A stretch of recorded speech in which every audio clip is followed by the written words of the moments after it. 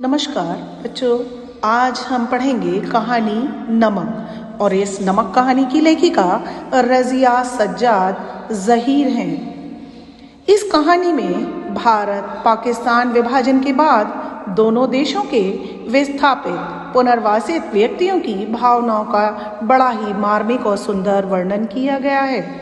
विस्थापित होकर भारत में रह रही सिख बीवी आज भी लाहौर को ही अपना वतन मानती हैं और सौगात के रूप में लाहौर का नमक चाहती हैं, और उधर पाकिस्तानी कस्टम अधिकारी दिल्ली को अपना वतन बताते हैं और भारतीय कस्टम अधिकारी सुनील दासगुप्त ढाका को अपना वतन बताते हैं। राजनीतिक यथार्थ के आधार पर भले ही अब इन सभी का वतन बदल गया है, लेकिन इन सभी का हृदय लाहौर, दिल्ली और ढाका यानी कि अपनी अपनी जन्मस्थली से ही जुड़ा हुआ है।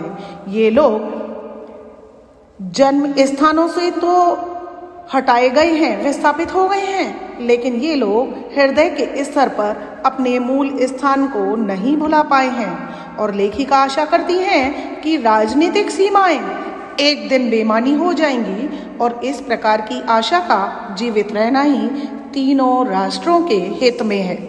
सफिया एक दिन अपने पड़ोस में कीर्तन में गई हुई थी। वहाँ कीर्तन में उसने एक सिख बीवी को देखा, जिन्हें देखकर वो बहुत हैरान हो गई, क्योंकि वे सिख बीवी उसकी माँ से बहुत अधिक मिलती थीं।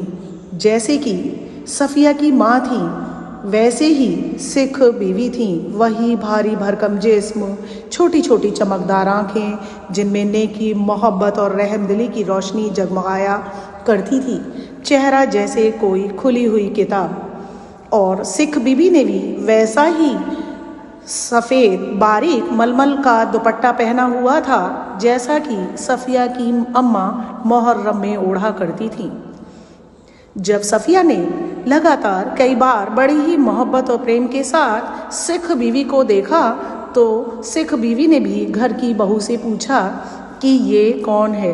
तो घर की बहू ने बताया, ये सफिया हैं और ये मुसलमान हैं। कल सुबह ये अपने भाइयों से मिलने लाहौर जा रही हैं, जिन्हें इन्होंने कई सालों से नहीं देखा है। और लाहौर का नाम सुनते ही सिख बीवी खुश हो गई और वे सफिया के पास आकर बैठ गई, क्योंकि सिख बीवी जब भारत और पाकिस्तान का बंटवारा नहीं हुआ था तो वे भी लाहौर ही रहा करती थीं। और लाहौर का नाम सुनते ही वे खुश हो गईं और सफिया के पास जाकर उन्हें बताने लगीं कि लाहौर कितना प्यारा शहर है और वहाँ के लोग कितने अच्छे होते हैं। सिख बीवी ने सफिया को बताया कि आज भी उनका वतन लाहौर है और उन्हें वहाँ के व्यक्ति, वहाँ का खाना, पहनावा, सैर सपाटे और जिंदा दिली की आज भी याद आती है।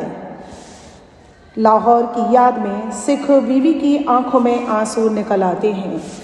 दोनों आपस में बातें करती हैं और कीर्तन चलता रहता है। जब कीर्तन समाप्त हुआ तो दोनों जब आपस में विदा ले रही थीं, तो सफिया ने सिख बीवी से पूछा, क्या आप कोई सौगात लाहौर से मंगाना चाहती हैं? तो इसके उत्तर में सिख बीवी ने थोड़े से लाहौरी नमक की इच्छा प्रकट की। सफिया लाहौर में 15 दिन तक रुकी। सफिया की वहाँ पर इतनी अधिक खातिरदारी हुई, इतना अधिक प्रेम मिला कि उसे इस बात का पता ही नहीं चला कि किस प्रकार उसके 15 दिन व्यतीत हो गए। उसे मित्रों, शुभचिंतकों व संबंधियों ने ढेर सारे उपहार दिए। उसने सिख बीवी के लिए भी एक सेर करीब 1 किलो से थोड़ा कम लाहौरी नमक ले लिया था और वो अपने सामान की पैकिंग कर रही थी। लाहौर में सफिया के 3 भाई रहते थे और सफिया की माँ की मृत्यु हिंदुस्तान और पाकिस्तान के बंटवारे से पहले ही हो चुकी थी। पाकिस्तान से भारत में नमक ले जाना गैर कानूनी है, इसलिए सफिया ने इस सौगात को ले जाने के संबंध में अपने भाई से बात की, जो कि एक बहुत बड़ा पुलिस अफसर था। सफिया के पूछने पर उसके भाई ने बताया कि नमक ले जाना गैर कानूनी है। वैसे भी भारत में नमक की कोई कमी नहीं है। सफिया ने अपने भाई को बताया कि माँ की हमशक्ल एक सिख बीवी ने ये नमक मंगाया है और यह मैं सौगात की तरह ले जाना चाहती हूँ। भाई के तर्क करने पर सफिया ने कहा कि मैं इसे चोरी छिपे नहीं अपितु दिखाकर ले जाना चाहती हूँ। सफिया ने प्रेम, आदमियत व शालीनता को कानून से ऊपर मानकर नमक ले जाने की जब अपनी प्रतिबद्धता अपने भाई के सामने प्रकट की तो भाई के यह कहने पर कि आप नमक नहीं ले जा पाएंगी, इससे हमारी बदनामी अवश्य होगी, तो इस बात को सुनकर सफिया की आंखों में क्रोध से आंसू आ गए। रात के समय ही अपने सारे सामान की पैकिंग की, क्योंकि अगले दिन सुबह का उसका बहुत अधिक व्यस्त कार्यक्रम बन चुका था और 2 बजे उसकी ट्रेन हिंदुस्तान के लिए थी। उसने सारा सामान सूटकेस और बिस्तर बंद में बंद कर दिया। अब उसके पास केवल एक कीनू की टोकरी और एक नमक की पुड़िया थी। सफिया ने नमक की पुड़िया को कीनू की टोकरी में सबसे नीचे छिपा दिया। उसने लाहौर आते समय देखा था कि भारत से जाने वाले केला ले जा रहे थे और पाकिस्तान से आने वाले कीनू ला रहे थे और कस्टम वाले इन फलों की जांच नहीं कर रहे थे। इसलिए उसे ये विश्वास हो गया कि इस प्रकार उसका नमक सुरक्षित पहुंच जाएगा। इसलिए नमक को कीनू की टोकरी में उसने सबसे नीचे छिपा दिया। सारे सामान की पैकिंग के बाद सफिया सो गई। वह लाहौर के घर की सुंदरता, यहाँ के परिवेश, भाई, मित्र, संबंधियों के बारे में सपने देख रही थी। उसे भतीजे भतीजियों की भोली भोली बातें याद आ रही थीं। कल चले जाने और फिर कब आने या कभी ना आ पाने की चिंता उसे सपने में भी थी। सिख बीवी और उनकी आंखों से निकले आंसू, इकबाल का मकबरा, लाहौर का किला, उसे सभी कुछ सपने में दिखाई दे रहा था।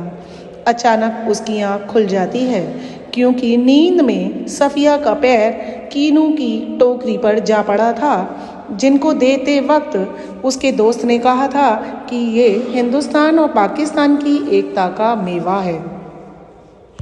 अमृतसर में कस्टम वाले फर्स्ट क्लास वालों के सामान की जांच उनके डिब्बे के सामने ही कर रहे थे। सफिया का सारा सामान देखा जा चुका था। सफिया ने अपना हैंडबैग खोलकर पुड़िया निकाली और कस्टम अधिकारी से कहा, मेरे पास थोड़ा सा नमक है। सफिया ने अधिकारी को सारा कुछ बता दिया। अधिकारी ने सफिया की बातों को बड़े ही गौर से सुना। फिर उस कस्टम अधिकारी ने सफिया के सामान का ध्यान रखने का निर्देश एक पुलिस वाले को दिया। फिर सफिया से कहा कि आप ज़रा इधर आइए। अधिकारी सफिया को प्लेटफॉर्म के एक कमरे में ले गया। वहाँ उसने बड़े सम्मान के साथ सफिया को बिठाया, चाय पिलाई, फिर एक किताब दिखाई जिसके ऊपर लिखा था, शम्सुल इस्लाम की तरफ से सुनील दास गुप्त को प्यार के साथ, ढाका 1946। सफिया के पूछने पर सुनील दास गुप्त ने बड़े ही गर्व से कहा कि मेरा वतन ढाका है। बचपन में हम नजरुल और टैगोर दोनों को पढ़ते थे। विभाजन से पहले मेरी सालगिरह पर मेरे मित्र ने मुझे ये किताब दी थी। गुप्त ढाका की याद में खो गए और कहने लगे, वैसे तो डाब यानी कि नारियल पानी कोलकाता में भी होता है, जैसे नमक यहाँ हिंदुस्तान में भी होता है, पर हमारे यहाँ के डाब की क्या बात है। हमारी ज़मीन, हमारे पानी का मज़ा ही कुछ और है। और पुड़िया सफिया के बैग में रखकर आगे आगे चलने लगे।